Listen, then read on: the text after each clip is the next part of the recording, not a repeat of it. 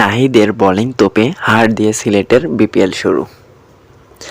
Bangladesh premier লিগের BPL শুরুতেই বড় রানের 3টি ম্যাচ ক্রিকেট ভক্তদের মাঝে স্বস্তি ফিরিয়েছিল। তবে চতুর্থ ম্যাচে তুলনামূলক ভিন্ন চিত্রই দেখা মিলেছে। আগে ব্যাট করতে নেমে কোনোমতো 155 রান তোলে রংপুর রাইডার্স। সেই রানকে যথেষ্ট প্রমাণ করেছে তাদের বোলাররা। বিশেষত রাহিদ রানার বোলিং তোপে সিলেট স্ট্রাইকার্সের ইনিংস 121 রানেই থেমে যায়।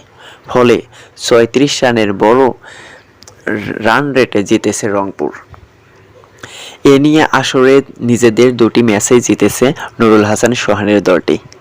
এর আগে দিনের দ্বিতীয় ম্যাচে মিরপুর শেরেবাংলা স্টেডিয়ামে টসে জিতে আগে ব্যাটিংয়ে নামে রংপুর।